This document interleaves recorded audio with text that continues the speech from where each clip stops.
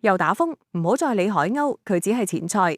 真正嘅大佬喺佢後面集氣，準備玩一場颱風接力賽。今次我哋要拆解嘅核心問題係點解前面個風會變咗後面個風嘅超級補品？各位即刻更新你哋嘅情報，而家個個都講緊嘅海鷗，我可以權威咁話你知，佢係一隻廢㗎。佢嘅劇本好簡單，橫過菲律賓，直插越南，預計去到強颱風級別。但係重點係佢由頭到尾都唔會入香港800公里範圍，所以唔好再嘥時間喺佢身上。佢只係一個煙幕，一個用嚟分散我哋注意力嘅煙幕。真正嘅戲肉係中央氣象台已經發出警告，喺海鷗背後，本週後期會有一個全新嘅熱帶氣旋生成。呢隻嘢我哋暫時叫佢後續魔王，佢先係我哋要面對嘅終極變數。而家最恐怖嘅地方係咩？係關於呢一隻魔王嘅情報已經變成一場世紀大混戰。劇本 A， 歐洲傳統電腦話即係嘢會殺入南海，喺下星期3、4左右逼到香港東南面400公里，跟住就會被東北季候風迎頭痛擊，轉向台灣，然後死喺半路。劇本 B， 國產 AI 盤古同伏羲話差唔多，但係時間會快2日，支嘢會喺香港東南面400公里甚至300公里嘅地方自爆消散，哇！即係喺我哋門口爆炸喎。劇本 C， 另外2隻 AI 蜂烏同歐中 AIFS 話完全唔係咁玩，這嘢根本唔會入南海，佢會喺菲律賓以東直接轉向，兜個大圈撲向日本。3個劇本，3個完全唔同嘅結局，一個話近距離威脅，一個話喺門口自爆，一個話放過我哋。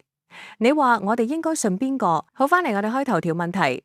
點解海鷗會變咗後續魔王嘅補品？呢一度涉及一個核心概念，叫做能量轉移同環境改造。你想象一下，海鷗就好似一個先行部隊，佢一路向西行會做2樣嘢。第一，佢會將沿途較涼較乾嘅空氣，尤其係南下嘅東北季候風扯走，好似一個吸塵機咁清理咗戰場。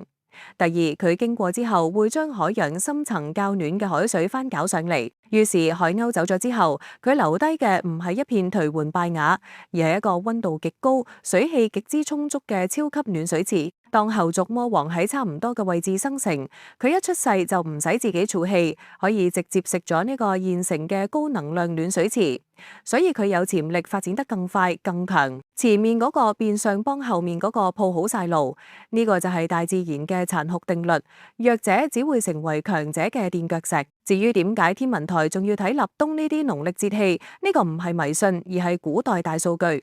立冬代表咗1年之中東北季候風開始穩定掌控華南地區嘅時間點。當一個颱風夠膽喺呢一個時候挑戰季候風，兩股冷暖氣流嘅對抗將會極度暴力。